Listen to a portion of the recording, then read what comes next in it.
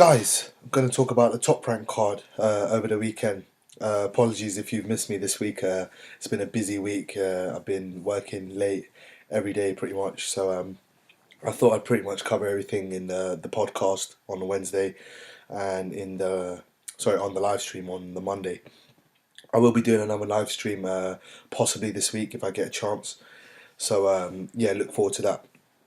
Yeah, top rank card over the weekend. Felix Verdejo, Lomachenko, and Shiming, the standout fights for me. We'll go in ascending order from bottom to top, or least important to most important. Yeah, so we'll start with Shiming, Chinese double Olympian. He came back after a lengthy layoff after his loss to Amnat Runrong, who subsequently actually lost his title. So yeah, maybe the loss isn't so damaging to Zoo. For me, it's hard to kind of market Zoo due to I mean, he's huge in China, but in America, no one knows him, and especially at the lower weights, at flyweight. I know Roman Gonzalez is at flyweight, and they're pushing him on HBO, but I just don't think Zoo's going to get that sort of exposure, the same exposure that Chocolatito is getting. So, but yeah, good win by Zoo. A good win for Zoo. You know, he gets back on the winning track and whatnot. I mean, he did fight in China, I think, once after the loss, but he didn't actually fight very regularly, and this was his first fight for a good while. So yeah, as I said, good win for Zoo, and it's tough for me to see where he goes. I'd, with the flyweight champions, I don't know if he has a good chance in beating them. Chocolatito, for me, not. His his style of fighting is very amateurish still. It's very much based on point scoring. So yeah, I'd like to see if Zoo can adapt his style ever so slightly. But yeah, we'll see. Um, Felix Verdejo. Felix Verdejo was on the card, against, just a journeyman type guy, durable. And yeah, I mean, he was supposed to probably blow him out in a round or two or whatever, but Verdejo looked good. Y- I still think he needs to, add a bit more pizzazz to his game. He has all the attributes to be a top fighter. I know they're pushing him to be the next Puerto Rican star, but you know, for all we know, it could be Jose Pedraza, who's a very very good fighter in his own right. I'd like to see that fight. I know Verdeo actually could still make super featherweight, so if he could, and he's chasing titles as he said, I'd like to see. I'd like to see Verdejo versus Pedraza. That would be a fantastic fight for Puerto Rico. But yeah, we'll see. He's obviously at lightweight now.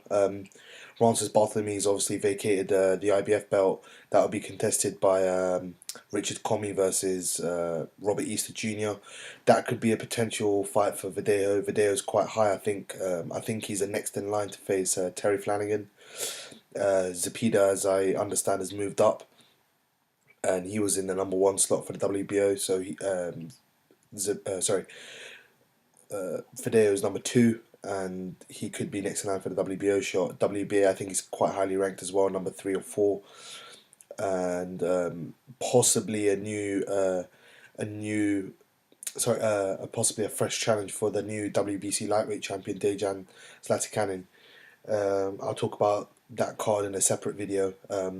That was another card which was really really good. A lot of good boxing action this weekend. I really really enjoyed it. No marquee fights, but a lot of good action, and I really really liked it.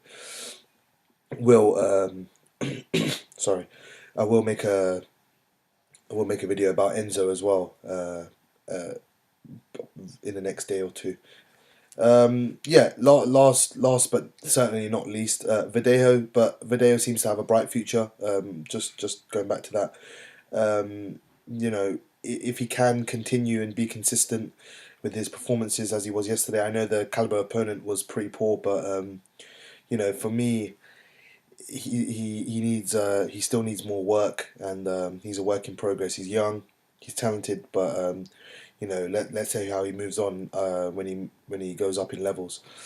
Um, Last fight, Vasil Lomachenko, high tech as they call him, certainly was against Roman Rocky Martinez.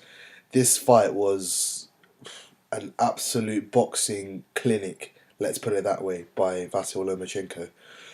I've always said Lomachenko. I've always rated him high. He's one of my favorite fighters. I've watched him in the amateurs, in the late amateur game, especially towards the tail end of his amateur career, and since he turned pro, some of the things he does in the ring are just mind-boggling, and he really is a fantastic, fantastic fighter. I was just watching Box Talk's video before I made this, and they said I hadn't heard this, but George Groves was in an interview, and they asked him who the best pound for pound fighter in the world is that he's ever seen, and he sparred with the likes of Golovkin and those sort of opponents.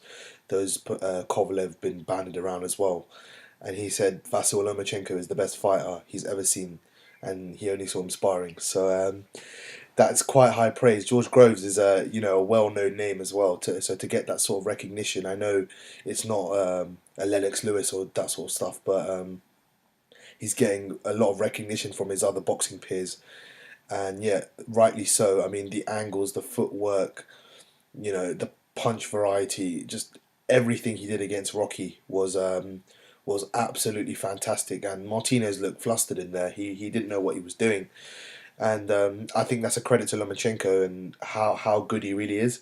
He is a superb fighter. He's by far and beyond the best in his division, in his respective divisions, should I say. From 126 to 130, he is the best for me. I said this before in a few videos. Would anyone beat him at 130? I thought possibly, Uchiyama was a long reigning champ, but he was getting old.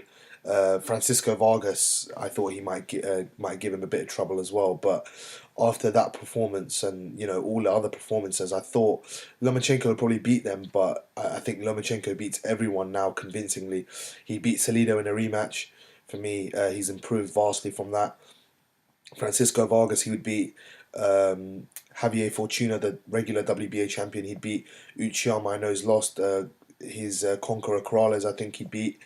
Um, there's just so many fighters. I think he would annihilate Pedraza. I think he'd beat as well. Pedraza's probably the second or third best in the division, and he'd school him as well for me. Lomachenko is that good. I think in the next 18 months to 2 years, I think he could even move up to lightweight and probably reign there as well.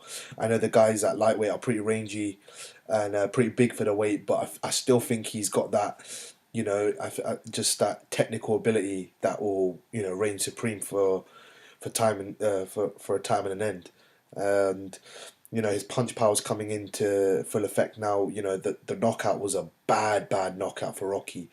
He tried to get up, and he was constantly lifting his head about 3-4 times. He just could not. He was completely out, and you know Vasil Lomachenko, it is no disgrace losing to him. Rocky can come back. I know he's 33. He's still got some time. He could move up. He could stay at the weight. He could have a trilogy with Orlando Salido, and I think it's a trilogy or the fourth fight. But he could have another fight with Salido. That would be another barnstormer.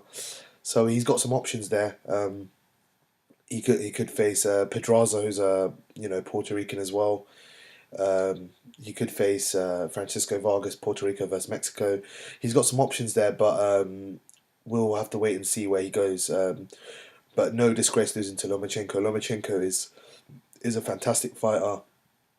He has to be rated pound for pound. He's a two-weight world champion now, even if it is on the lower end of the pound for pound ring ratings. I think he needs to be rated because he's a sublime fighter. Really, he's something special, and I'm glad to see. I'm glad to say that I've been able to watch a back catalogue of his fights. The Gary Russell Jr.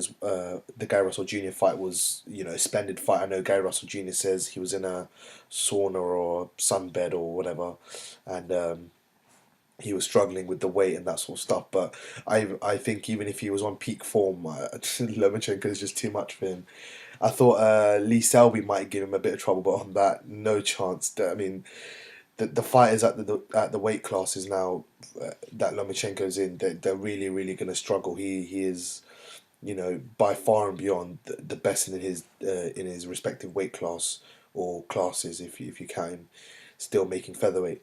But yeah, interested to see where he goes from here. And he might be, thoroughly avoided now, which is a bit of a shame. I know Nicholas Walters wants a lot of money to fight him, and evidently so.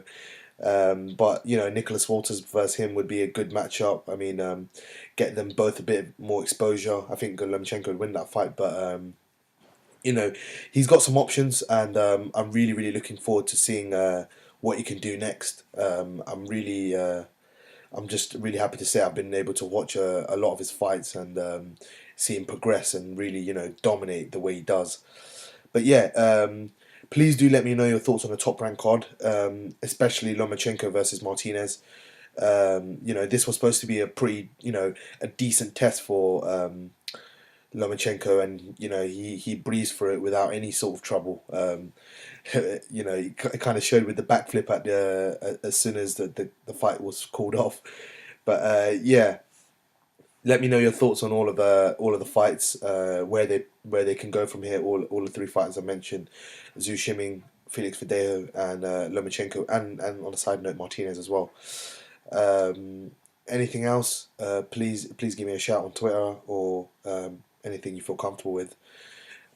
If you enjoyed the video, please give the thumbs up. Subscribe and share so it gets out to our larger boxing audience.